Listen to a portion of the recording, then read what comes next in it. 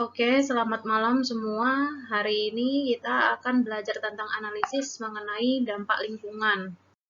Oke, mungkin hari ini saya awali dengan pendahuluan ya. Mungkin saya akan merefresh dulu tentang AMDAL karena ini peralihan gitu ya antara Pak Michael dengan saya. Jadi harus ada pendahuluan lagi di awal gitu untuk menyamakan pandangan kita tentang AMDAL ini. Oke, jadi kenapa sih AMDAL itu ada gitu ya? Karena AMDAL ini dibuat karena ada kegiatan yang dilakukan oleh manusia. Kegiatan tersebut menghasilkan dampak sehingga kita harus menanggulangi dampak itu dengan cara membuat suatu izin lingkungan, di mana izin lingkungan ini biasanya membutuhkan ya, jadi untuk mengeluarkan izin lingkungan itu harus membuat dokumen lingkungan. IL ini izin lingkungan ya. Izin lingkungan yang mengeluarkan kan pemerintah, dinas-dinas terkait. Nah, untuk mendapatkan izin lingkungan ini kita butuh dokumen. Ya. Dokumennya bisa jadi AMDAL, bisa jadi UKL-UPL, atau bisa jadi SPPL. SPPL ini surat pernyataan pengelolaan lingkungan. Kalau UKL-UPL ini upaya pengelolaan lingkungan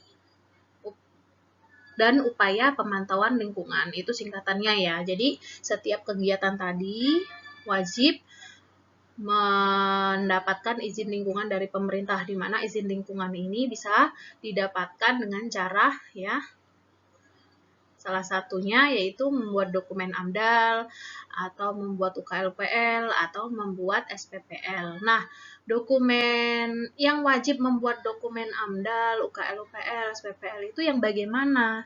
Nah, kalian bisa lihat di dalam Permen LH, Peraturan Menteri Nomor 5 Tahun 2012.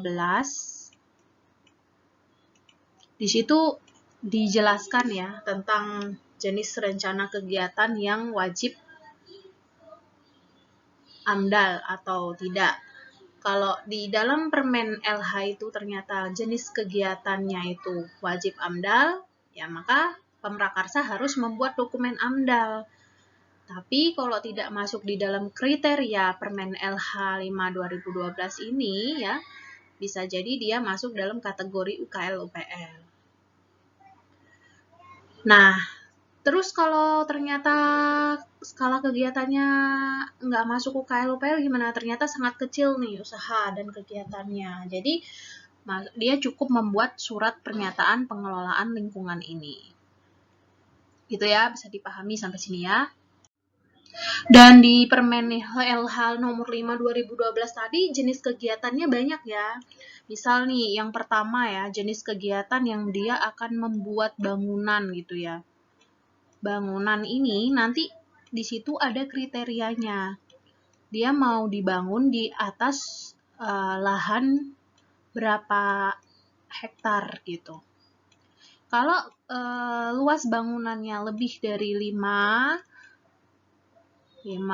hektar mungkin ya, sama lahannya lebih dari 10 hektar misalnya, maka dia kategori wajib AMDAL. Misalnya nih, Yayasan Pancaran Maitri ingin membangun universitas atau bangunan baru, gedung baru di Ocarina, yang dekat Ocarina itu ya. Nah, sebelum membangun gedung itu, Yayasan Pancaran Maitri ini harus memiliki ya, harus mengantongi izin lingkungan itu. Setelah konsultasi ke dinas terkait, ternyata Yayasan Pancaran Maitri luas lahannya sekitar 11 hektar. Tapi bangunannya dia cuman 3 hektar misalnya. Jadi misal GPM mau membangun gedung 3 hektar bangunannya, tapi luas lahannya yang digunakan itu 11 hektar. Jadi dari sini kan teman-teman tahu bahwa kalau yang bangunan ini dia masih rentangnya kurang dari yang disyaratkan, tapi untuk yang luas lahannya sendiri dia lebih dari yang disyaratkan. Maka kalau salah satu kayak gini gimana? Kalau salah satu kayak gini ya dia wajib membuat dokumen AMDAL. Tapi kalau misalnya tidak termasuk dua-duanya ya, misalnya luas lahannya dia cuma 9 hektar, maka dia tidak wajib membuat dokumen AMDAL. Maka yang diwajibkan mungkin ya UKL, UPL itu. Itu ya, jadi ini dicek kegiatannya dulu. Kegiatannya ini jenis apa gitu. Di Permen LH nanti nomor 5 2012 itu ada ya kegiatan yang dimaksud itu apa aja gitu. Banyak sekali ya, saya nggak akan jabarkan di sini, jadi kalian cek sendiri. Nanti kalau kalian kerja di konsultan gitu, nanti kalian akan familiar ya dengan peraturan-peraturan yang saya sebutkan tadi, Permen LH nomor 5 2012. Oke, itu tadi sekilas tentang penapisan ya. Sekarang tentang penyusunan. Penapisan ya, bahasanya adalah penapisan ya. Dia mau menapis kegiatan ini wajib AMDAL atau tidak. Kalau tidak, dia wajib UKL UPL. Tapi kalau wajib ya dia harus membuat. Nah, selanjutnya di UKL UPL lagi itu nanti ditapis. Tapi tapisnya bukan pakai Permen LH 5 2012, melainkan pakai peraturan yang ada di wilayah tersebut gitu ya. Mungkin Pergub, peraturan bupati, atau mungkin Pergub gitu ya, macam-macam. Kalau tidak masuk UKL UPL, nah dia masuk SPPL. Itu namanya penapisan, ditapis, disaring. Nah, selanjutnya kita bahas tentang penyusunan gitu ya. Di mana penyusunan dokumen AMDAL ini teman-teman sudah mempelajari tentang penyusunan dokumen KA AMDAL. Jadi dokumen AMDAL ini kan ada KA, kerangka acuan AMDAL ya. Terus ada AMDAL sendiri, terus kemudian ada RKL, RPL. Kalau KA AMDAL ya, ini teman-teman bisa lihat sebenarnya format penyusunan dokumen AMDAL itu ada di Permen LH nomor 16. Beda lagi ya ini peraturannya. Permen LH nomor 16 tahun 2012. Ini tentang dokumen penyusunan AMDAL, di mana di dalam Permen LH ini nanti ada lampiran-lampirannya. Lampiran 1 itu untuk dokumen KA ini. Nah, teman-teman harusnya kemarin menyusun dokumen KA AMDAL itu melihat pada lampiran 1 Permen LH 16 2012. Outline-nya ya, kayak daftar isinya ya, kayak petunjuknya gitu loh. Itu ada di situ. Selanjutnya untuk AMDAL di sini ada di lampiran 2-nya. Lalu RKL RPL ada di lampiran 3-nya. Nah, nanti ada lagi lampiran 4. Lampiran 4 itu untuk penyusunan UKL UPL tadi. Gitu ya. Ini sekilas tentang penyusunan dokumen AMDAL. Nah, selanjutnya apa sih yang membedakan gitu ya? Katanya isu-isunya AMDAL ini mau dihapus di dalam Omnibus Law RUU Cipta Karya. Nah, untuk lebih jelasnya kita lihat video berikut dulu.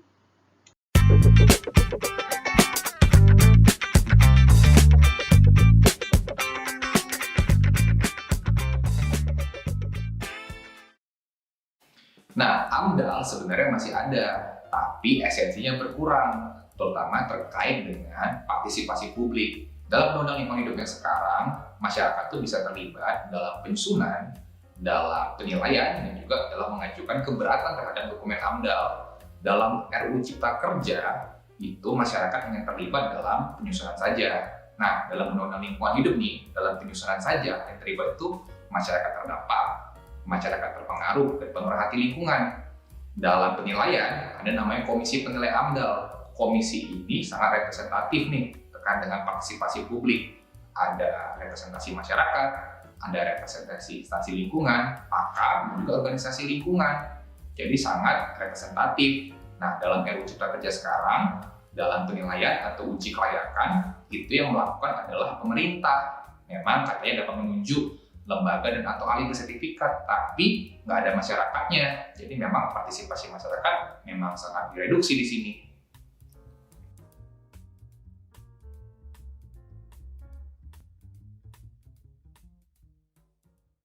Oke, jadi itu ya bedanya antara AMDAL yang sebelum Omnibus Law sama AMDAL yang setelah Omnibus Law. Jadi tidak mempengaruhi dari cara para ahli teknik lingkungan untuk menyusun dokumen lingkungan. Dokumen lingkungannya tetap, tapi yang membedakan sistemnya nanti saat AMDAL-nya, dokumen AMDAL-nya ini disidangkan.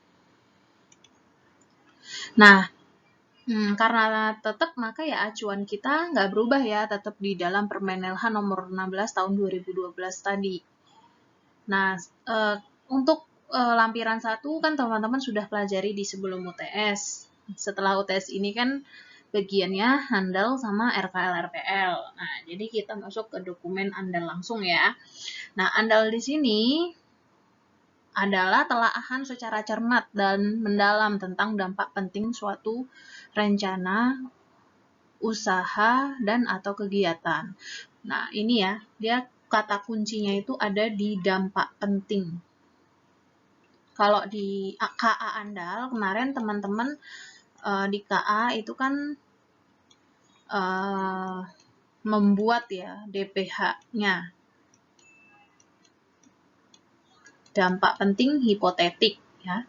Namanya hipotetik atau sering kalian dengar adalah hipotesa ya, masih kayak suatu dugaan sementara ya. Maka ini perlu dikaji gitu. Perlu dikaji DPH-nya ini menjadi dampak penting yang sebenarnya. Nah, pengkajian itu ada di dalam dokumen AMDAL ini. Itu bedanya. Nah, selanjutnya, nah ini tentang apa itu dampak penting ya. Dampak penting merupakan perubahan lingkungan hidup yang sangat mendasar yang diakibatkan oleh suatu usaha dan atau kegiatan. Gitu ya. Nah, isinya kurang lebih seperti ini ya, muatan dokumen AMDAL itu yang ada di Permenhan 16 2012. Di sini ada bab pendahuluan. Pendahuluan ini standar ya, dia bercerita tentang ringkasan deskripsi rencana kegiatan, ringkasan dampak penting yang ditelaah atau dikaji, dan juga batas wilayah studi dan batas waktu kajian. Ini sebenarnya sudah ada di dalam dokumen KA kalian. Jadi tinggal di kopas ya. Terus untuk bab 2-nya sendiri itu ada deskripsi rinci rona lingkungan hidup awal. Di sini juga sama, ini disadur ya, disadur di dokumen KA juga gitu ya. Udah dicantumkan di dalam dokumen KA kita sehingga kita langsung ambil aja gitu. Tapi tetap ketika perlu perbaikan ya diperbaiki gitu. Jadi sebelumnya untuk dokumen KA itu kan sudah dilakukan penilaian oleh ini ya, oleh tim komisi penilai AMDAL-nya gitu. Nah, setelah dilakukan dilakukan penilaian, tentunya kan ada perbaikan-perbaikan yang harus diperbaiki di dalam dokumen KA kita. Nah, perbaikan itu harus kita tuangkan di dalam dokumen AMDAL ini, khususnya untuk bab 1 dan bab 2-nya, ya. Lalu kemudian untuk bab 3-nya itu ada perakiraan dampak penting dan bab 4-nya ada evaluasi secara holistik terhadap dampak lingkungan. Nah, kita minggu ini belajar dulu tentang perakiraan dampak penting ya di bab 3. Nanti untuk bab 4 minggu selanjutnya. Nah, di bab 3 ini ya, perakiraan dampak penting ini besaran dan sifat penting dampak dikaji gitu ya. Dari masing-masing DPH ini kan yang sudah dibahas di dokumen KA ya, dampak penting hipotetik yang saya jelaskan sebelumnya, itu kan dibahas di dalam dokumen KA. Nah, dari DPH yang sudah ditentukan ya, dampak penting hipotetik yang sudah ditentukan di dalam dokumen KA andal kita, itu ditelaah lagi gitu ya. Ditelaah lagi berapa besaran dan bagaimana sifat penting dari si DPH itu. Nah, telaah besaran dan sifat penting ini menggunakan metode yang sudah ada di dalam bab 3 kemarin. Bab 3 kemarin ya, itu kan bab 3 KA andal itu kan tentang metode perakiraan dampak. Nah, untuk menganalisis berapa besaran dan sifat penting dampaknya untuk masing-masing DPH yang ada di KA, nah itu menggunakan metode yang tersebut, metode yang ada di bab 3 tersebut. Bisa dimengerti ya? Jadi, dalam dokumen KA itu istilahnya kayak proposalnya gitu ya, proposal untuk membuat dokumen andalnya gitu. Pembahasan intinya tuh ada di andal dan RKL-RPL. KA itu semacam kayak proposalnya gitu. Oke, kita langsung masuk aja di bab 3 ya. Bab 3 tadi kan tentang kajian perakiraan dampak penting ya. Nah, di perakiraan dampak penting bab 3 dokumen andal itu kan tadi ada bagian menghitung atau membahas tentang besaran dampak lingkungan. Terus sama sifat penting dampak. Nah, sepertinya minggu ini kita akan membahas sampai sini dulu. Minggu depan dilanjutkan ini ya, kemudian baru masuk ke evaluasi holistik. Nah, pertama untuk besaran dampak sendiri, ini yang tadi dihitung ya pakai, jadi metodenya tuh nanti ada macam-macam ya, ada formal matematis ya, ada informal ya, metode formal, ada metode informal gitu. Nanti di pembahasan-pembahasan selanjutnya ada. Intinya di sini kita mau mengetahui seberapa besar dampak itu dihasilkan dari kegiatan kita. Dan kemudian kita juga harus menentukan di sini, selain seberapa besar, kita harus menentukan kira-kira arah dari dampak ini, arah yang positif atau yang negatif. Karena setiap kegiatan itu kan tidak hanya melulu tentang dampak negatif ya di AMDAL itu, tidak melulu dampak yang jelek yang dibahas.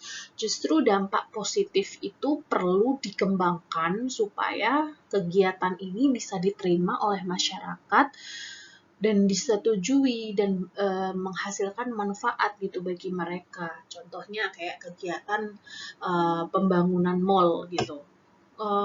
Kalau kira-kira nih daerah situ mau dibangun mall gitu, tentunya selain dampak negatif yang dihasilkan ya dari pembangunannya itu sendiri, atau mungkin dari kemacetan yang ditimbulkan ketika mall itu beroperasi, tentunya banyak juga dampak positif yang dihasilkan. Misalnya nih, meningkatnya perekonomian masyarakat di sekitar ya, karena akan ada karyawan-karyawan yang dipekerjakan di situ dan lain sebagainya gitu, menambah pendapatan daerah gitu kan, juga termasuk dari dampak positif pembangunan mall. Nah, gitu. Jadi dampak di sini tidak melulu dampak negatif, tapi juga dampak positif. Dan dampak positif ini sangat diperlukan gitu, sehingga harus digali dengan maksimal kira-kira dampak positifnya itu apa. Selanjutnya, setelah kita menentukan besaran dampak dan arah dampak, di sini kita menentukan sifat penting dampak. Sifat penting dampak ini nanti ada beberapa kriteria ya yang harus dibahas ya. Nanti ada PP 27 tahunnya saya lupa, ada PP nomor 27, di situ ada 6 atau 7 kriteria gitu ya yang bisa menyimpulkan dampak ini tuh sifatnya penting atau tidak penting gitu.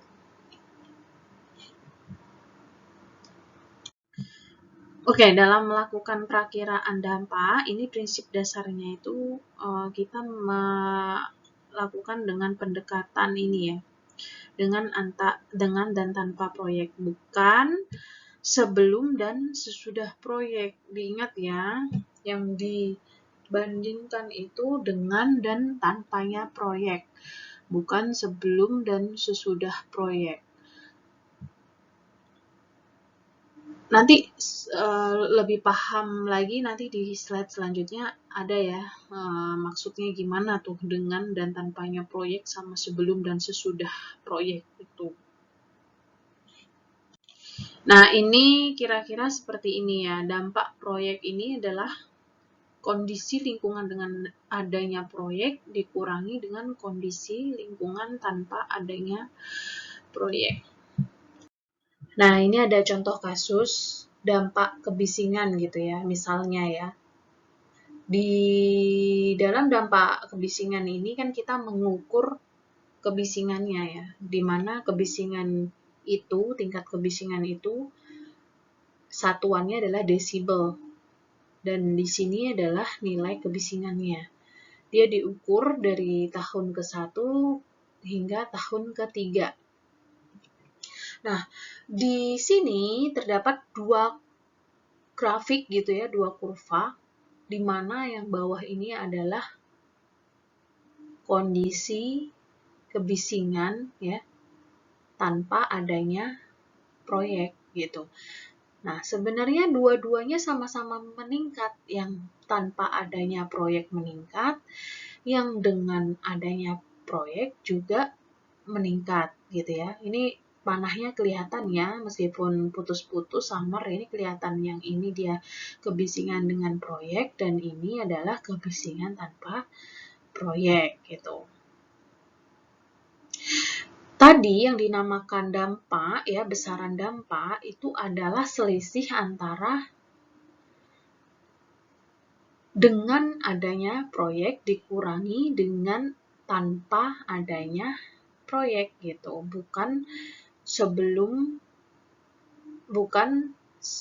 adanya proyek dan sesudah adanya proyek. Bisa dipahami ya. Kalau misalnya sebelum adanya proyek itu kan ini ya. Setelah adanya proyek kan otomatis yang ini, bukan ini dikurangi ini, tapi ini dikurangi ini gitu ya. Jadi tetap diproyeksikan gitu. Tetap diproyeksikan dengan adanya proyek, diproyeksikan datanya, tanpa adanya proyek juga diproyeksikan. Baru setelah itu dikurangi. Itulah yang namanya besaran dampak. Nah, kemudian untuk menentukan dampak pentingnya gimana gitu ya. Dampak penting ini kita simpulkan ya, ternyata dampak kebisingan ini termasuk dalam dampak penting gitu ya. Kan sebelumnya kita masih hipotetik nih ya kan ceritanya. Karena ini adalah lanjutan dari KA Andal, kan kita di KA Andal itu kan kesimpulannya dampak ini menjadi dampak penting hipotetik atau masih diduga untuk menjadi dampak penting ya. Maksudnya itu ya dari DPH itu. Dan di sini di kajian Andal inilah kita mau benar-benar mencari apakah DPH ya, DPH yang diduga dampak penting itu benar-benar menjadi dampak penting. Nah, ini salah satu contohnya seperti ini. Apabila di kasusnya dampak kebisingan ya, maka kita harus menggunakan baku mutu kebisingan. baku mutu kebisingan kira-kira 55 desibel area. Ini ada ya di peraturan ya, baku mutu terkait kualitas lingkungan. Cari aja nanti ya. Terus kalau misalnya kebisingan ini juga tidak melulu 55 ya, tergantung dia di lokasi kebisingannya itu di mana. Kalau misalnya kebisingan di industri itu akan beda dengan kebisingan di jalan raya atau dengan kebisingan di permukiman ya, untuk baku mutunya ini berbeda-beda. Nah, katakanlah ini adalah baku mutu dengan tingkat maksimalnya adalah 55 desibel area. Nah, di sini ternyata setelah dengan adanya proyek ini diproyeksikan, ternyata dari tahun ke sini, tahun ke 1,5 tahun setelah adanya proyek itu menjadi melebihi baku mutu. Ya, maka ini bisa kita simpulkan nih menjadi dampak penting, karena dampak kebisingan ini dengan adanya kegiatan dia melebihi baku mutu ini.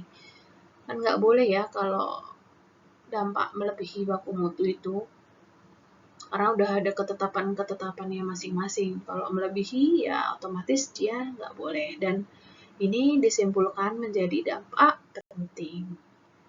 Bisa dipahami ya. Oke, itu tadi sekilas gambaran tentang perakiraan dampak ya. Sekarang kita masuk ke metode perakiraan dampak. Metode ini kan berarti cara ya, bagaimana cara untuk memperakirakan dampak itu sendiri ya. Dan cara ini ada macam-macam ya caranya. Bisa dengan cara yang formal atau bisa juga dengan cara yang non formal gitu. Nah, untuk cara formal itu sendiri ini biasanya dilakukan dengan ilmu-ilmu yang pasti gitu. Ilmu-ilmu yang pasti itu maksudnya apa? Jadi angkanya itu bisa diprediksi gitu. Biasanya metode formal ini digunakan untuk memperakirakan dampak yang sifatnya ini berdampak pada komponen-komponen lingkungan, fisik, kimia, dan biologi gitu ya. Biasanya itu komponen fisik itu sendiri itu kayak misalnya contoh komponen fisik ini contohnya dampak peningkatan kebisingan yang tadi ya, itu contoh dari komponen fisik ya. Dia fisik itu kan berarti dia bisa dirasa ya, dirasa oleh pendengaran kita. Nah, itu kebisingan tadi itu contohnya. Atau komponen kimia misalnya apa? Misalnya dampak penurunan kualitas udara gitu. Terus dampak biologi berarti terhadap komponen biologi ya, dampak terhadap komponen biologi, misalnya kegiatan kita menghasilkan sumber pencemar air ya, berarti kegiatan kita ini menghasilkan air limbah gitu ya, sehingga mencemari air di badan air terdekat, sehingga berdampak pada biota badan air tersebut. Nah, itu aspek atau komponen-komponen lingkungan itu yang diprediksi ya, perakiraan dampaknya itu, besaran dampaknya itu dengan cara ini, metode formal. Nah, metode formal sendiri ini ada matematis, terus ada percobaan, ada simulasi. Nanti saya jelaskan di slide selanjutnya. Sekarang untuk yang metode non-formal. Metode non-formal ini biasanya lebih ke komponen lingkungan yang sosial dan juga komponen lingkungan yang mungkin ekonomi gitu ya. Ekonomi dengan beberapa metode diantaranya ya. Untuk non-formal ini ada analogi dan ada professional judgment. Nanti saya jelaskan selanjutnya.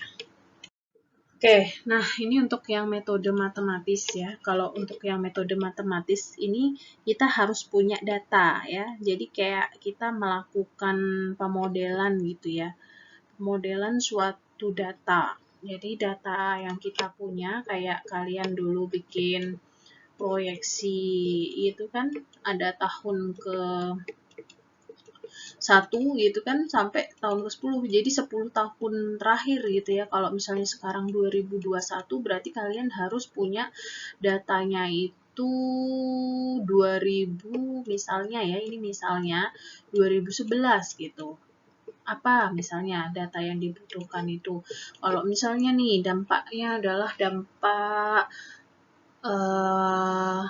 peningkatan runoff gitu ya, peningkatan debit aliran air hujan. Berarti kalian butuh data apa? Curah hujan gitu kan. Curah hujan 10 tahun terakhir itu kalian harus ambil di BMKG gitu. Jadi harus sahih ya, harus valid gitu ya. Sumber data yang mau dilakukan proyeksi gitu. Oke, itu tadi kalau pakai matematis ya, jadi pakai rumus gitu. Nah, selanjutnya kita pakai percobaan atau eksperimen.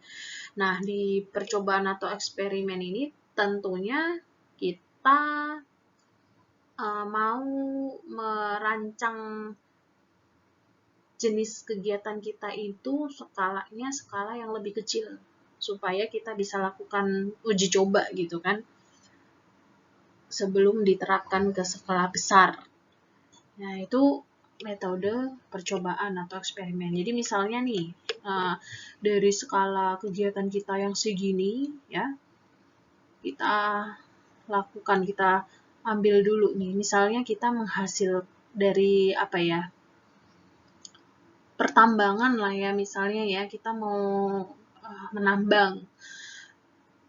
Kalau lokasi kita ini 10 hektar misalnya, ya, kita lakukan uji coba gitu dulu di beberapa ini, misalnya ambil berapa bagian dari 10 hektar ini ya, kita lakukan penambangan di sini. Kira-kira berapa nih dampak yang ditimbulkan gitu ya, seberapa besar penurunan kualitas udara dari kegiatan penambangan ini gitu. Atau misalnya industrinya itu adalah industri PLTU gitu ya, pembangkit listrik tenaga uap. Nah, dengan uap sekian dia menghasilkan pencemaran udara sekian gitu kan. Ya, skala kecil dulu ya. Kita bikin skala kecil dulu dengan pembangkit listrik tenaga uap kapasitasnya sekian watt ya, menghasilkan pencemaran udara ya, penurunan kualitas udaranya sekian. Nah, nanti ketika kita aplikasikan ke skala yang lebih besar, tentunya kita tinggal kali dengan faktor pengalinya. Berapa kali sih ini kapasitasnya? Mau ditingkatkan berapa kali dari uji cobanya ini gitu. Bisa dimengerti ya percobaan atau eksperimen ini. Nah, selanjutnya model simulasi visual dan peta. Di sini dijelaskan harus ada deskripsi tertulis yang menjelaskan keterkaitan hasil simulasi atau perubahan dampak terhadap fungsi ruang dan waktu. Contohnya mungkin kayak dampak peningkatan lalu lintas ya, peningkatan bangkitan lalu lintas, contoh kayak kegiatan mall atau kegiatan perhotelan atau kegiatan sekolah gitu ya, di mana itu pasti banyak lalu lalang dari pengunjung.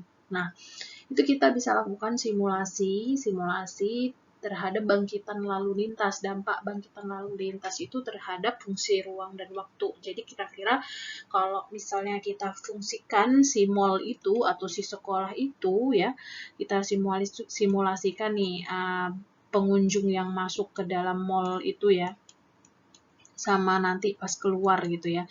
Kira-kira pas ruang yang macet itu di mana aja titik-titik yang macet. Nah, itu kita lihat, kita amati di sekitar mall itu. Atau sama satu lagi waktu. Jadi kapan waktu-waktu kemacetan itu terjadi gitu ya. Misalnya sekolah berarti di jam sekian sampai jam sekian gitu. Itu ya kurang lebih contohnya ya untuk metode simulasi visual dan peta. Nah, selanjutnya ada metode analogi dan juga metode penilaian ahli. Ini adalah metode non-formal tadi ya. Untuk metode non-formal tadi itu lebih kepada analisa secara kualitatif ya. Beda dengan formal. Kalau formal tuh lebih ke kuantitatif. Kalau ini non-formal lebih ke kualitatif. Pertama, untuk metode analogi, ini adalah metode yang dia ini membandingkan gitu ya. Dia menganalogikan dengan apa? Dengan kegiatan yang ada sebelumnya. Dengan kegiatan yang ada sebelumnya yang sejenis gitu ya. Nah, itu kita bandingkan gitu ya dampaknya. Tentunya kita untuk hasil analoginya ya, perbandingannya yang nggak akan jauh beda gitu kan, sehingga kita bisa pakai acuan si kegiatan sebelumnya itu untuk mendapatkan besaran dampak dari kegiatan kita nanti gitu kan. Contoh, kita mau bikin pelabuhan gitu ya, pemrakarsanya itu mau bikin pelabuhan. Pelabuhan tuh kan dari zaman dulu juga udah ada gitu ya. Kalau kita membuat pelabuhan baru, ya kita bisa lihat pelabuhan lama itu. Dari waktu ke waktu, pelabuhan lama itu pemantauannya itu kayak gimana sih? Bukan pemantauan ya, maksudnya dampak yang dihasilkannya itu bagaimana sih kan? Kan gini ya, kan kegiatan-kegiatan yang sudah berlangsung ya, sudah ada ya pelabuhan-pelabuhan lama itu kan dia yang pelabuhan-pelabuhan yang wajib AMDAL itu akan ketika beroperasi dia tetap akan memantau kualitas lingkungannya, dan pemantauan itu harus dilaporkan ke DLH selama 6 bulan sekali ya. 6 bulan sekali itu kegiatan-kegiatan yang wajib AMDAL dulu, yang lagi beroperasi sekarang itu wajib melakukan pemantauan setiap 6 bulan sekali. Jadi sebenarnya untuk menjadi lulusan teknik lingkungan itu jobnya sangat banyak sekali ya. Selain setiap kegiatan itu wajib membuat dokumen lingkungan, setelah membuat dokumen lingkungan pun ya, artinya sudah beroperasi ya kegiatannya, anak-anak teknik lingkungan tetap diperlukan untuk membuat dokumen pelaporan UKL, UPL atau dokumen pelaporan AMDAL yang harus dibuat oleh si yang punya kegiatan itu ya, pemrakarsa itu setiap 6 bulan sekali. Nah, ini jadi ladang pekerjaan ya untuk anak-anak teknik lingkungan gitu. Kalau teman-teman main di Dinas Lingkungan Hidup pasti akan sering menjumpai ya teman-teman konsultan lingkungan itu lalu lalang di Dinas Lingkungan Hidup. Nah, itu mereka salah satu kegiatannya selain karena mengurus dokumen AMDAL tadi atau mengurus dokumen UKL-UPL, nah mereka juga mengurus dokumen pelaporan AMDAL ini atau dokumen pelaporan UKL-UPL tadi. Nah, gitu. Nah, oke, kembali lagi ke metode analogi. Nah, metode analogi tadi membandingkan ya, jadi dari kegiatan yang sudah ada sebelumnya, dari misalnya pelabuhan itu ya, pelabuhan itu ternyata menghasilkan dampak penurunan kualitas udara yang diakibatkan karena transportasi kapalnya itu sekian gitu ya, sekian mikrogram per liter gitu. Nah, itu sebagai acuan kita untuk menentukan dampak dari kegiatan kita yang sejenis dengan kegiatan sebelumnya tadi. Bisa dipahami ya untuk metode analogi. Sekarang untuk metode penilaian ahli atau professional judgment. Nah, di dalam membuat dokumen AMDAL itu kan ada ahli-ahli, beberapa ahli yang di-hire sama si pemrakarsa itu ya, atau kalau pemrakarsa memasrahkan ke konsultan lingkungan ya, dia berarti konsultan lingkungannya itu mempunyai pakar-pakar atau tim-tim yang ahli di bidangnya masing-masing ya. Kayak tadi komponen fisik kimia itu berarti ahli fisik kimia. Kalau komponen biologi, ahli biologi. Kalau komponen sosial, ahli sosial gitu ya. Lulusan-lulusan yang memang pakar di bidangnya. Nah, di situ para pakar akan berargumen gitu ya, yang para pakar tuh tentunya kan mempunyai pengalaman ya dalam bidangnya masing-masing, sehingga dia bisa dipercaya, argumennya itu bisa dipakai untuk menentukan besaran dampak ini gitu. Bisa dimengerti ya untuk penilaian ahli ini, dan ini memang sifatnya agak deskriptif ya jatuhnya untuk penilaian ahli atau metode-metode yang ada di metode non formal ini. Oke, sepertinya sekian dulu kuliah kita minggu ini. Minggu depan akan saya lanjutkan sedikit ya tentang dokumen andal ini, khususnya di bagian sifat penting dampak. Nanti juga akan saya berikan studi kasus untuk melakukan atau menghitung besaran dampak dari suatu kegiatan sama menentukan sifat penting dampak itu sendiri, gitu ya. Oke, selamat malam semuanya.